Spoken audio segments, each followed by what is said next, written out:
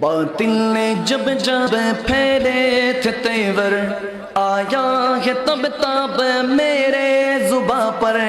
दुश्मन राजा तोई दुश्मनी करलो, ततोबार आमार मुखे आसलो नाराए तकबीर अल्लाहु আকবার, नाराए रिसालात या রাসূল আল্লাহ। দুই হাত তুলে নারায়ে তাকবীর আল্লাহু আকবার, নারায়ে রিসালাত ইয়া রাসূল আল্লাহ। সিদ্দিক ফারুক উসমান হায়দার চারজন সাহাবা সবচেয়ে বেহতর।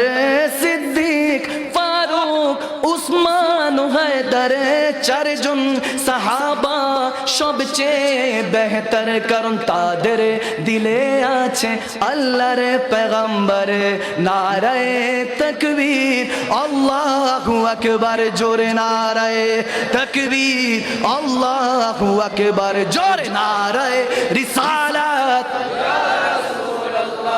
দেখা দাও ও গো নবীজি, তোমারি দিদারের আশায় মোরা আছি। দেখা দাও ও গো নবীজি, তোমারি দিদারের আশায় মোরা আছি। দু চোখ জুড়ে দেখবো পেগম্বরে। নারায়ে তাকবীর আল্লাহু আকবার, জোরে নারায়ে তাকবীর আল্লাহু আকবার। দুই হাত তুলে নারায়ে রিসালাত ইয়া রাসূল আল্লাহ। লাগবে লাগুক তীর তলোয়ারের আঘাত, তারপরেও থাকবে নবীজির সালাত। চিল্লা বলুন ঠিক কিনা? লাগবে লাগুক তীর তলোয়ারের আঘাত, তারপরেও থাকবে নবীজির সালাত। আমার নবীর শানে যখন কথা বলি তখনই আমাদের গায়ে তখন আঘাত আসে, আমাদের শানে আঘাত আসে। এর আগে সবই ভালো।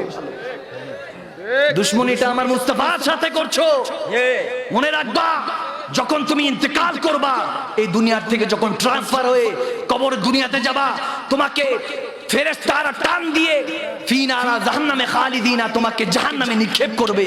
সেই সময় তোমার কোনো স্কলার, তোমার কোনো ব্যক্তিগত যারা তোমার আলেম আছে, তারা তোমাকে কোনো সহযোগিতা করবে না। কবরের দুনিয়া, হাসরের দুনিয়া, জান্নাত পর্যন্ত একমাত্র মুস্তাফা তোমার জন্য আছে। চিল্লা বলুন ঠিক কিনা? মুস্তাফার জানে রহমতের তোমরা দুশ্মনী করো, তোমাদের মরে দেখো, তারপর খবর হবে যে মুস্তাফার গোলামি। এজন্য আলা হযরত বলেছিলেন, আজ লে উনকি পানা আজ মদদ মাंग उनसे, फिर ना मानेंगे अगर कयामत में भी अगर मान गया। कयामत